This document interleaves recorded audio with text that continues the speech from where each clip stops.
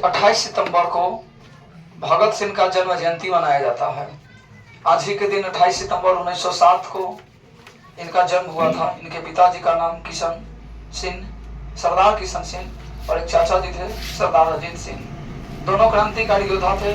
भारत से अंग्रेजों को भगाने के लिए इन्होंने कोई कोर कसर नहीं छोड़ा था। और बहुत सारे हिंदुस्तानी ऐसे थे जो अंग्रेजों से डरते थे, लेकिन कुछ ऐसे हिंदुस्तानी थे जो अंग्रेजों से नहीं डरते थे, अंग्रेज ही उनसे डरते थे।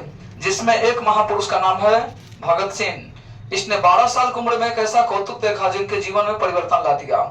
इसने पाया कि एक व्यक्ति थे जो जलियांवाला बाग के प्लानिंग में लगे हुए थे। देश को आजादी दिलाने के लिए बैठक रखा गया था। लाला लाजपत राय जी, किसी अंग्रेज को पता चल गया और एक अंग्रेज एएसपी जिसका नाम था सैंडर्स, उसने जाकर वहां पर अंधाधुंध गोलियां भी चलाई, लोगों पर ऑर्डर भी दिया। और बहुत सारे लोगों के साथ साथ लाला लाजपत राय जो इनके पिताजी के मित्र थे, उन्हें चाचा भी कह करके पुकारते थे, हालत रख उन्हें बहुत बेरहमी से खुले पैलेस में, मतलब लोगों के बीच में, भीड़ में ही बहुत बेरहमी से पिटाई किया गया। और अंततः उनका हाथ पैर बांध करके अपने जीप गाड़ी से खींच दिया और बहुत दुर्दशापूर्ण हालत में उनको हॉस्पिटल में भर्ती करा दिया अंग्रेज। लेकिन बच नहीं सके, हॉस्पिटल में उनका इलाज के क्रम में ही प्राण छूट गया। ये हालत जब देखते हैं भगत सिंह, इनके मन में एक बहुत अग्नि धधकने लगी। अंग्रेजों के विरुद्ध इन्हें कार्रवाई करने के लिए एक आवेश समावेशित हो गया। ऐसा लगा कि इस क्रूर शासन को जब तक हम देश से नहीं भगाएंगे तब तक हमें दम नहीं लेना है। कोई लोग ऐसे होते हैं जो कसम खाते हैं कि गांव से भगाएंगे, राज्य से भगाएंगे, लेकिन भगत सिंह ने बोला कि हम देश से ही अंग्रेज को भगाएंगे। बहुत सारे लोगों को अंग्रेज कहते थे कि हम तुम्हें नौकरी से निकाल देंगे, जबकि भगत सिंह तो ऐसे थे जो साफ बोलते थे कि हम तुम्हें देश से ही निकाल देंगे। और तब इन्होंने खैर पढ़ाई अपनी जारी रखी थी। मैट्रिक के बाद में इंटरमीडिएट के नामांकन के लिए इनको पंजाब यूनिवर्सिटी में आना पड़ा। डीएवी स्कूल में आ रहे थे, इंटरमीडिएट के लिए आ रहे थे जब नामांकन कराने के लिए कॉलेज में, तो कॉलेज में एंट्री टाइम इनसे कहा गया कि तुम्हें एक एप्लीकेशन लिख करके एक आवेदन देना होगा जिस पर यह शर्त रहेगा, स्वशपथ अपने आप से घोषणा पत्र रहेगा कि जब तक छात्र दशा में रहेंगे कोई भी राजनीतिक क्रियाकलाप में भाग नहीं लेंगे। इन्होंने बोला कि ठीक है, हम तो लिख करके देंगे कि राजनीतिक क्रियाकलाप में भाग नहीं लेंगे, लेकिन ये विद्यालय प्रशासन को भी लिख करके देना होगा कि विद्यार्थियों को पढ़ाई समुचित ढंग से कराएंगे, परीक्षा पारदर्शी होगी, परिणाम सही आएंगे, भविष्य के साथ खिलवाड़ नहीं कर सकते। उसने बोला कि विद्यालय से स्कूल में आने के बाद में कोई भी बच्चे को हेडमास्टर से लिख कर मांगने का कोई राइट नहीं है। इसने बोला कि तो हम भी लिख कर नहीं देंगे। उसने बोला कि तुम स्कूल को खाली करके चले जाओ। इसने बोला कि स्कूल में नहीं खाली कर सकता, क्योंकि स्कूल का आप रजिस्ट्री थोड़े ही करा लिए हैं। स्कूल एक सामुदायिक संस्था होती है, किसी व्यक्ति के मनमानी से नहीं चल सकता। इसलिए मैं आ तो गया अकेले, लेकिन अब जा नहीं सकता। अंततः विद्यालय सेक्रेटरी को खबर गई। उसने भी सोचा कि कौन आंदोलनकारी आ गया, मैं जवाब दे पाऊंगा या नहीं। इसलिए वो शिक्षा मंत्री के साथ आए और एक इमरजेंसी बैठक बैठाया गया। और उस बैठक में भगत सिंह ने जो सवाल किया उसका जवाब शिक्षा मंत्री जी के पास भी नहीं था। अंततः मुख्यमंत्री जी को इसके लिए स्टेप लेना पड़ा और तभी विद्यालय में पढ़ाई भी करते रहे और आंदोलन में भी जुड़े रहे और इनके लिए विशेष परमिशन रहा। भारत के लिए इन्होंने रिपब्लिकेशन और सोशलिस्ट पार्टी का गठन किया, जिसमें यह शर्त बताया गया था कि भारत के लोगों को समाजवाद से कैसे जोड़ा जाए। इसी दशा के कारण बहुत सारे छात्र, बहुत सारे नेता, बहुत सारे किसान, बहुत से मजदूर, बहुत सारे अंग्रेजों से त्रस्त नागरिक भगत सिंह के विचारों में स्वीकृति देने लगे। और भगत सिंह अपने आप में देखते ही देखते वही 14-15 साल का युवा बच्चा, जिस समय आजकल के बच्चे को यह समझ नहीं आता कि मैं साइकिल कैसे चलाऊं, मोटरसाइकिल कैसे चलाऊं, किसी से तमीज से बात कैसे करूं, सच और झूठ का न्याय कैसे निकाल सकूं, उस उम्र में भगत सिंह ने यह संकल्प ले लिया था कि हमें देश के लिए कुछ कर गुजारना है। और हालत यह रही कि जहां चलते थे वहां भगत सिंह से मिलने वालों की भारी भीड़ जमा रहती थी। भगत सिंह वो आग था कि जो भगत सिंह को नजदीक से अगर देख लेता 1 मिनट के लिए तो उसकी जिंदगी बदल जाती। सारे लोगों में क्रांति की ज्वाला धधकने लगती कि हमें भी भगत सिंह की तरह बनना है। और सारे लोग, बच्चे भगत सिंह को पा करके अपने आप को बड़ा धन्य भी अनुभव करते हैं। और यही कारण रहा कि इनका नेतृत्व कौशल पर भरोसा जगा। महात्मा गांधी जी से भी मिलते हैं। महात्मा गांधी नरम दल के नेता थे जो समझौतावादी प्रवृत्ति के प्रति थे। वही भगत सिंह एक क्रांतिकारी योद्धा थे जो ये नहीं कहते थे कि दे दी हमें आजादी बिना खड्ग बिना ढाल, हमें बिना हथियार उठाए केवल चरखा चना से आजादी मिलेगी। ये बोलते थे कि तुम मुझे खून दो मैं तुम्हें आजादी दूंगा। और इन्होंने तो तरह तरह से देश के अंग्रेजों को, जो बाहर से लोग आए हुए थे, उन लोगों को छक्के छुड़ाने का काम किए। जालियांवाला बाग हत्याकांड की घटना 5 फरवरी 1922 को घटित हुई थी।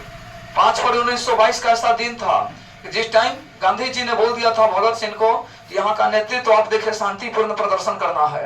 अंग्रेजों के विरुद्ध प्रदर्शन में तो गांधी जी भी लगे थे, लेकिन अंग्रेज उनकी बात को सुना नहीं, समझा नहीं। शायद कोई गलती किया। भारत के सैनिकों को, भारत के जो सिपाही लड़ रहे थे देश की आजादी की लड़ाई में, भगत सिंह उनका नेतृत्व कर रहे थे। मतलब एक आईपीएस के रैंक पर भगत सिंह काम करते थे। अंग्रेजों ने भारत के 4-5 लोगों को मार गिराया, शहीद हो गए यहाँ के लोग। भगत सिंह के पास जो ही सूचना मिलती है, भगत सिंह गांधी जी से ऑर्डर लेने का इंतजार नहीं किए, इसने सीधे ऑर्डर दिया कि हमारे सैनिक, हमारे आंदोलनकारी क्या इनके गोलियों को बर्दाश्त करते रहेंगे? जवाबी कार्रवाई इधर से भी की जाएगी। और अब तो ऐसा हुआ कि इनका ऑर्डर मिलने के बाद में देखते ही देखते उसने 5 भारतीय सैनिकों को क्या मारा कि यहाँ से लोगों ने 24-25 अंग्रेजों को मार गिराए। ये बात की खबर जब मिली महात्मा गांधी जी को, वो आकर के भगत सिंह का विरोध करते हैं कि आप शांतिपूर्ण प्रदर्शन को अशांतिपूर्ण प्रदर्शन कैसे कर दिए, ये तो प्रदर्शन ठीक नहीं, क्रांति प्रदर्शन हो गई।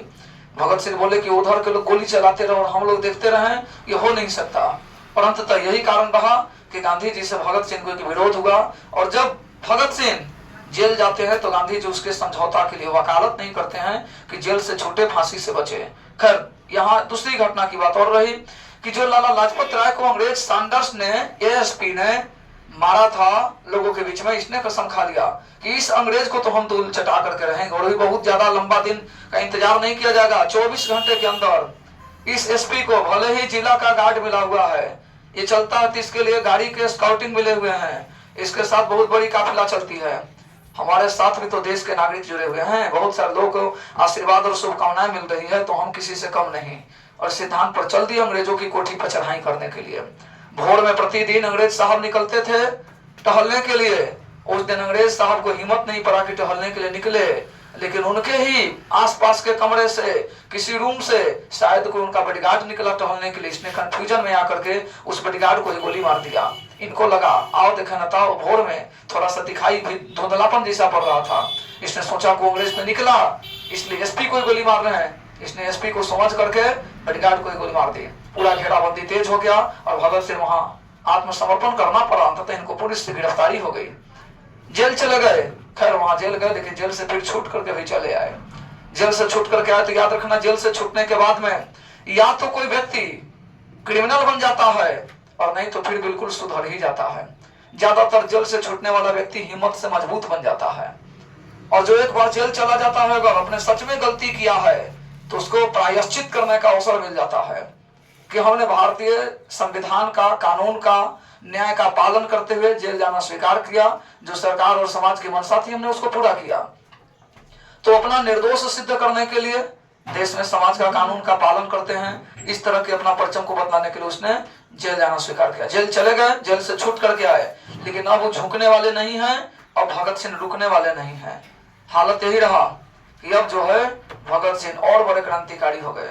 इसने सोचा कि एक अंग्रेज को तो गोली मारे तो जेल चल गए, अब गोली नहीं, अब गोला चलेगा। और अब गोली की बात नहीं रहेगी, अब बम विस्फोट कराया जाएगा। और वे राजगुरु सुखदेव, भगत सिंह, तीनों मित्र लोग शाहनशाही कुटिया में बैठ करके प्लान बना रहे थे कि अंग्रेजों के लेजिस्लेटिव असेंबली, दिल्ली संसद भवन पर बम फेंकना है। जहां अंग्रेज के पूरे हिंदुस्तान के बड़े बड़े पदाधिकारी लोग बैठे रहेंगे ना, उस अंग्रेज के मीटिंग पर ही बम फेंक देना है कि पूरे हिंदुस्तान के अंग्रेज डर जाए कि जो दिल्ली को नहीं छोड़ सकता वो भारत के अन्य दूसरे जगह को कैसे छोड़ सकता।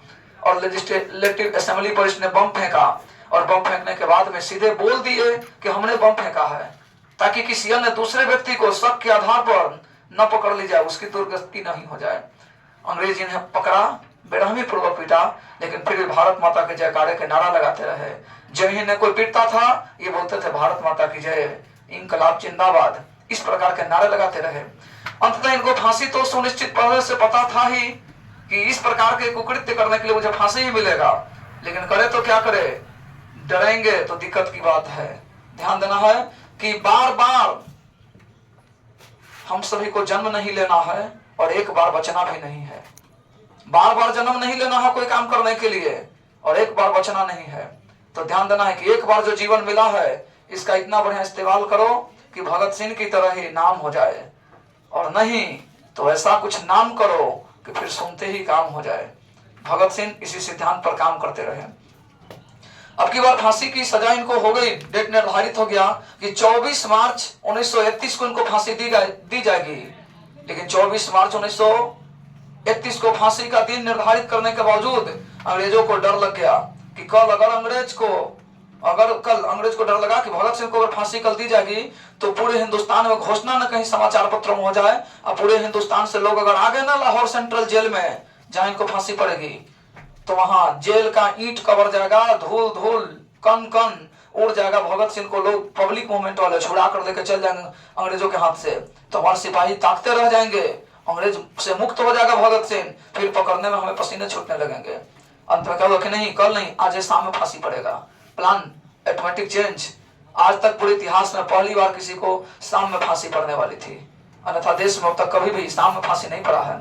तो एक दिन पहले ही 24 तारीख को नहीं, 23 मार्च 1931 को ही शाम 7:33 में लाहौर सेंट्रल जेल में इनको फांसी पड़ने की योजना बन गई। फांसी पड़ेगी, फैमिली वालों को सूचना मिल गई, फैमिली वाले अगरवाल के लोगों को बोल दिए, और जेल के आसपास में भारी संख्या भीड़ लगी रही।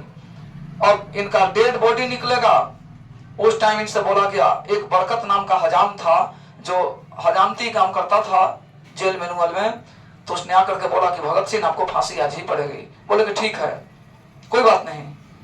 और तब अंततः इनके पक्ष के वकील भी कुछ देर के बाद में आकर के बोल देते हैं कि भगत सिंह आपको मैं नहीं बचा पाया। बोलते कोई बात नहीं। फिर कुछ देर के बाद कोई आया, पूछा कि अपनी कोई अंतिम इच्छा बताइए। इसने बोला कि हमारी अंतिम इच्छा केवल कि माँ के हाथ का भोजन मिले। माँ के हाथ का भोजन तो मिलना तय हुआ, माँ भोजन बना करके दी, लेकिन जेल प्रशासन अनुमति नहीं दिया कि माँ के हाथ का भोजन तुम्हें मिल सके।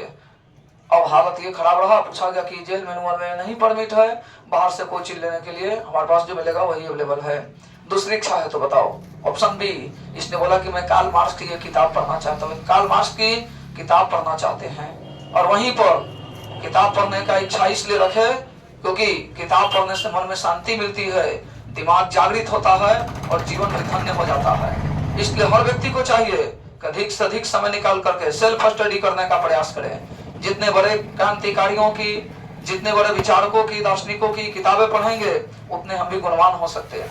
अंततः ये कार्ल मार्क्स की किताब पढ़ते रहे तब तक जब तक इनको फांसी के लिए ले जाने की परमिशन नहीं हुए। और उस टाइम जब तक जेल में लोगों को समाचार मिल गया, एक एक लोगों को वार्ड नंबर 14 में इनको रखा गया था। एक से लेकर के बाकी जितने भी वार्ड थे सभी कैदियों को मालूम चल गया कि आज ही शाम में भगत सिंह को फांसी पड़ेगी। अब सभी कैदी गेट से देख रहे थे, खिड़की से देख रहे थे कि भगत सिंह का एक दृष्टि झलक मुझे भी तो दर्शन हो जाए। भगत सिंह अपने जमाने के वो महापुरुष कि इनका एक दृष्टि अगर दर्शन भी हो गया तो मैं गर्व से छाती चौड़ा कर अपने नाती पोते से कह पाऊंगा, आने वाले वंशज को बता पाऊंगा कि मैं भी आंदोलन की जड़ में, मैं भी देश की आजादी की लड़ाई में भगत सिंह के साथ जेल में था। और भगत सिंह के साथ जेल में थे तो भगत सिंह आप अपना पेन दे दीजिए, आप अपना कमीज दे दीजिए, आप अपनी घड़ी दे दीजिए, आप अपने शर्ट का एक धागा भी दे दीजिए ताकि मुझे निशान रहे कि मैं भगत सिंह के शर्ट का धागा लिया, इनके साथ मैं जेल में रहता था। ये आंदोलनकारी भगत सिंह को देख करके बड़ा प्रफुल्लित हो रहे थे।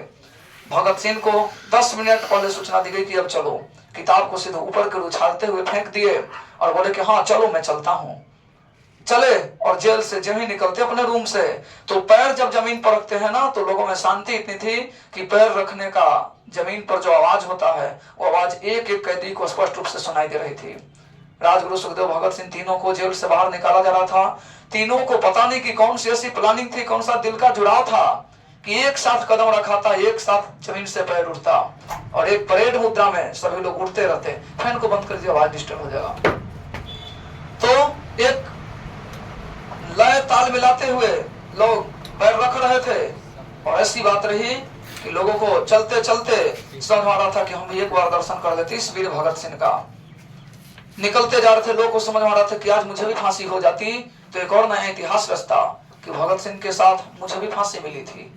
तो भगत सिंह अपने आप में वो 24 साल का उम्र इनका, जब सोचिए कि 28 सितंबर 1907 को जन्म हुआ और 23 मार्च 1931 को शाम 7:33 में फांसी। 24 साल की उम्र में। हमारा भी उम्र 24 साल से ऊपर हो चुका है। सोचने की बात है कि हमारे उम्र के लोगों को आज सोचने की आवश्यकता होती है कि जीवन कैसे गुजरेगा। और भगत सिंह ने तय कर लिया था कि देश के लिए मुझे कुछ कर गुजारना है, और देश के लिए करने के लिए बाहर नहीं, अपने अंदर एक आग पैदा करना पड़ता है। और तब इसने क्या किया, चले गए, इनको नहलाया गया, काला कपड़ा पहनाया गया। उस समय प्रकृति मानो तांडव मचा रही हो। इनके मौत का दुख दर्द सहन करने का सामर्थ्य शायद सूरज में भी नहीं रहा। उस समय सुबह सूचना मिलती है जिस समय कि आज ही तुम्हें फांसी होगी, उस समय अचानक मौसम में बदलाव आना शुरू हो गया। सच बात है विद्यार्थियों, जब जब भगत सिंह की इस घटना का जिक्र होता है तब तक अब तक हमने देखा कि मौसम में एक नया परिवर्तन आना शुरू हो जाता है। बादल छाने लगे, आंधी चलने लगी, बहुत बिजली कड़कने लगी। ऐसा लगा कि सूर्य भगवान भी बोल रहे हो कि इस वीर को फांसी की सजा देखने का सामर्थ्य मेरे नेत्र में भी नहीं है। शायद सूर्य को भी उस दिन कुछ हो गया था। पृथ्वी माता भी कांप रही होगी कि आज क्या होने वाला है। मौसम में अचानक ऐसा ही परिवर्तन हो गया। और तब इन्हें जब बुलाया गया, बाहर निकाल करके स्नान कराकर काला कपड़ा पहनाया गया, फांसी के लिए फंदे पर ले जाया जा रहा था। उस समय चलते चलते इन लोगों ने अचानक एक गीत गाना शुरू कर दिया, मेरा रंग दे बसंती चोला, मेरा रंग दे बसंती चोला। ये गाना शुरू कर दिए और गाते गाते बढ़ते जा रहे थे एक एक कदम। और इनके गाने का स्वर इतना तेज और लोगों की शांति इतनी अधिक कि बाहर दूर दूर तक लोगों को सुनाई दे रहा था कि क्या कुछ बोला जा रहा है। अंततः बात यह रही कि भगत सिंह जब ही फांसी के लिए आगे बढ़ते जा रहे थे, एक एक कदम पर देश के लोगों को एक नया तेज, नया ऊर्जा, नया प्रेरणा मिलते जा रही थी कि पुत्र हो तो भगत सिंह की तरह। और भगत सिंह अपनी माँ को अंतिम दर्शन करने से मना कर दिए थे कि माँ कहीं रोने न लगे, माँ अगर भावुक होगी तो लोग कहेंगे कि ये कैसी वीर की माता है। इसलिए और अंततः इसने बोला था कि भगत सिंह की माँ होना सबके लिए संभव नहीं है, वीर की माँ होना बहुत सौभाग्य की बात होती है। और भगत सिंह जब गए फांसी के फंदे पर झूलने के लिए, तीनों को फांसी का फंदा पहना दिया गया और इसने बोला था कि फांसी से सुंदर को मृत्यु नहीं हो सकती। फांसी मतलब आत्महत्या की फांसी नहीं, फांसी मतलब जो पनिशमेंट में दिया जाए। और हमने देश के लिए इतना बड़ा काम किया, इतना बड़ा प्रेरणा दिया है कि हमारे फांसी पड़ने से ही पूरे देश में एक नया आग लगेगा। क्योंकि मरना तो सबको है एक न एक दिन, लेकिन देश के लिए कुछ करके मरने का ये मौका नहीं मिल सकता। अंततः वहीं इनको फांसी करने के लिए जिसम हो रही थी तो बगल में 100 मीटर के आसपास की दूरी पर एक 4 तल्ला बिल्डिंग था, जिसमें जहां भी कहीं भी कोई छेद भी थे, खिड़की भी थे, गेट भी थे, केवल लोगों की आंखें दिखाई दे रही थी, पूरा सिर नहीं। भीड़ इतनी की केवल आंखें दिखाई दे रही थी। और उस समय जब इसने एक बार अंतिम स्वर में जब बोला था भारत माता की जय, तो इतना जोर से जयकारा लगाए थे भारत माता की जय कि 4 तल्ले बिल्डिंग पर खड़े सभी लोगों के हृदय कांप गए थे। लगा था कि कोई शेर दहाड़ रहा हो। और अंततः ये उनका अंतिम शब्द रहा, भारत माता की जय, इंकलाब जिंदाबाद का नारा देते हुए ये तीनों लोगों ने हंसते हुए फांसी को चूम लिया और बोला कि देश के लिए अगर मरने का सौभाग्य आवे तो सबसे पहले हमें अपना सिर आगे रखना चाहिए। इस प्रकार से भगत सिंह का शहादत हुआ। आज उन्हीं भगत सिंह का वीर महापुरुष का जन्म जयंती है। अगर हम बोलते हैं भगत सिंह, आप लोग बोलेंगे अमर रहे। भगत सिंह, भगत सिंह।